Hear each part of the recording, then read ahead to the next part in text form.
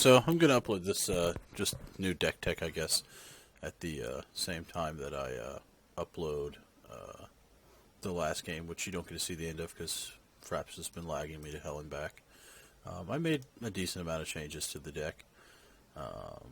Cards I've recently added are Sylvan Ranger. The reason Sylvan Ranger is good is because in the early stages of the game, you just have to get over that initial hump, and because it's a creature that gets a land, it's clampable, and it'll plus one me on my Guy's Cradle and allow me to use it earlier, so it's almost better than a land. So it's kind of just, you can look at it like a land slot. Xenagos and Garruk are two new additions. This is kind of like a second Cradle type creature, and this guy untaps my Cradle. Another way to find Cradle in map. We cut the natural order package because it didn't really have any way to draw us cards, which was kind of bad. And it freed up some slots so we don't have to play the Avengers Zendikar and such anymore. What else have I recently added to this deck? I mean, you can look through it. I can't remember where I was at the last time. I changed a Miracle's Hatcher for Siege Gang Commander because it's pretty much just strictly better. I still have some cuts and changes to do, but playing a few more early game cards has made a fairly big difference. Still at 34 lands. I'm down to a single mountain.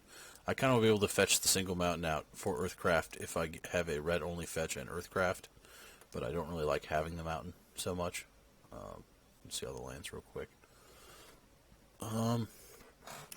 Almost every game now, since I've added God of the Forge, almost every game tends to end God of the Forge and Empty the Warrants just because it's Storm 10 kill. I'm not really worried about people stealing things from my deck. I think if you wanted to, you could literally zap almost everything else. There's something to be said about this guy, but without the support of what is it called, Coat of Arms, which I cut, I don't even know that you necessarily need this guy either. I like the token producers low. I don't like that this guy does nothing on his own. Wow, I'm still lagging out on this fucking Fraps here. Like, dear God, I think this computer just needs restarted or something. But I think that's even possibly a cuttable card. I think as long as you have the Tendrils, it's a backup kill. And you have just Prosh himself and some stuff like that. You get the overrun with Garruk now. There's a couple other ways to win, but the main way this deck is killing right now is just Empty the Warrens, which is really how I envisioned it in the first place, though. The Purifos has really served as better than a haste outlet and much less clunky than trying to kill people with Coat of Arms was, though I could do like 5 bazillion damage in one swing, which was always fun. The deck's also been able to easily win with this line without even casting TGA, and I think that's one of the better ways to combat when you're at the table, just full of the blue players, instead of just trying to figure out how you're going to stop them from dropping a bunch of islands into play and then countering your key spells. It's just you just kill them with a different line, which really isn't that difficult. It's kind of difficult for them to interact with a storm. You've got a lot of different draw spells.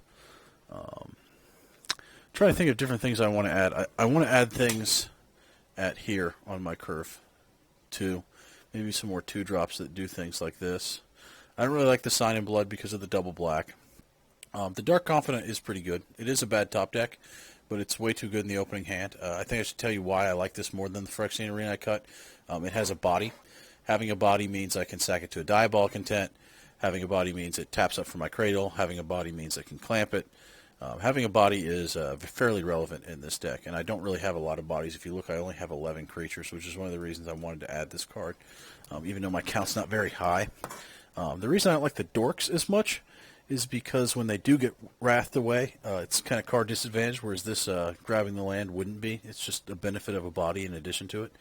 The Fecundity has been really good. That's one of the cards I think I recently added to kind of stop the wrathing so much. I do think you need these extra token producers.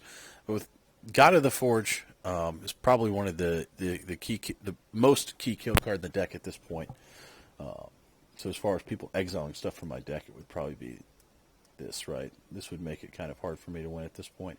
You could still win with this, making tons and tons of tokens. If I had some kind of sack outlet for Prosh, I could probably do it. I mean, I could put a secondary kill condition in this deck that's maybe better than this card. Trying to think if there's a single card I can play that wins on its own as easy as this, or if somehow this gets removed. And one thing that I liked was someone, I think it was Dice of Doomblade, talked about being able to cycle the Great Aurora by playing a Rift Sweeper, which would be kind of interesting because it would kind of take the place of me being afraid of losing a kill condition, because I can just bring it back with that card, so it gives me the same kind of density as far as not losing that stuff. Though in the end, I don't really build around that so much anymore because I'm not really that afraid of it. Not many people play it, and if I ever did get meted by it, I'd be incredibly surprised considering my paper metas blue decks that are even faster than this. So, Seething Song, the reason you don't cut Seething Song is because you need a red ritual in the deck. People have asked me why I don't cut Seething Song for something else. It's because you need to have a red ritual. You're not going to be pulling very many red lands, and you're going to need it to cast the last 2 kill spells quite often. That's another thing to note about this guy. Any color mana is pretty damn good. Other than that, the deck's been working pretty well. Just putting a couple extra cards in the front really did help its consistency. Like adding just a single. If you notice, I play both of these now. The Kodama's Reach Cultivate here. Not very strong in the finishing stages of the game, but the +1 card is actually fairly relevant. If you played just a Rampant Growth, say, there's a very easy chance that you don't get over the hump because you don't make the land drop anyway. Whereas this is pretty damn good. Not to mention it's pretty good with the exploration effects that we played, just getting the plus land. Though, ideally, we'd rather just have a tutor to the Crucible of Worlds. But the reason we can play the super expensive tutors is once you get Cradle online, you can cast anything in the deck, right? So you just need enough cards to get you to the Prosh and the Cradle and that type deal, because we don't really have a lot of other creatures to feed to the Cradle, which is part of the reason I think these things are so important. Is if your Prosh gets immediately taken out before you can activate that Cradle, though we kind of like to be able to play Prosh and then activate Cradle, a lot of times you want to tap out to 6 to get them out on turn 3, turn 4, even turn 5 if you have a really slow hand. And if they immediately wipe the board, you don't have the Fecundity or something to stop them from wiping your board. You want to have these extra token makers. And like this card, I've liked. This is how I got my turn 3 kill earlier, because I combo it with Empty the Warrants. But both these cards, they rely on you already having creatures in play. X is the number of creatures you control, which kind of makes them cuttable to me, as opposed to these ones, because you're not going to get locked out of your creatures if someone just wipes your board. So I kind of like that these put enough bodies in play that Cradle gets you over that hump to these big spells, and you can start using them efficiently. But I don't necessarily know that they're necessary, so they're possibly cuttable as well. But that's just going to be my quick little updated deck tech. I cut some of the control. I didn't feel like a Vandal Blast was necessarily needed. I cut the Faithless Looting because it was card disadvantage, and I think that was one of my cuts for my second Cultivator, Kodama's Reach. Because the main reason I wanted to play it is early in the game I wanted to be able to find lands, but I'd rather go +1 card than -1 card when I did it. And though that card was slightly better having it in the graveyard for TGA, if you cast just a Great Aurora before you do any kind of major draw spell, just off the extra Prosh tokens, sometimes you don't quite get there. But I find in those situations, if you're casting it really fast like that, it's usually when your opponents haven't drawn tons of extra cards, and you're already way ahead of them anyway. The reason I cut the Mind Slicer, I also felt like it was kind of win more, and it was kind of awkward against some decks to cast, and it almost was uncastable before Cradle, kind of like a bunch of these top-heavy spells. So I don't think it was necessary in any way, shape, or form. But overall, it's been feeling pretty good. Trying to think if there's anything else that I thought was specifically weak that was easily replaceable. Nothing in general. I mean, some cards have been kind of hit or miss. I feel like I want an additional kill condition aside from Tendrils and Purifos. And I don't know that this is that card that I need. It's not a bad card, but I feel like this is almost a win more card too, so we'll see what I end up replacing it with if I want even more stuff in the front. But I think I want to put at least one more kill condition in. I kind of like the idea of cycling TGA, since it makes Tendrils kind of a more viable kill anyway.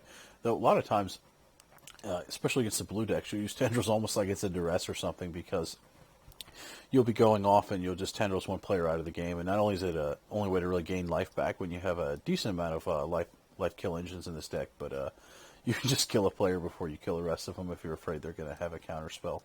Because once you put the Tendrils on the stack, they're deep shit.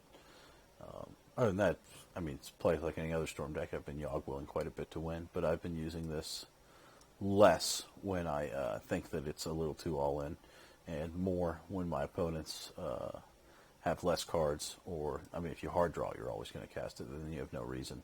I mean, this deck has enough density that I want it to be that I'm tutoring the Cradle every game, and that I'm pretty much hitting one of these big draw spells, or one of these game-winning spells. Like, here are my game-winning spells once we get the Prosh online with the Cradle. The game-winning spells are big tutors, big draws,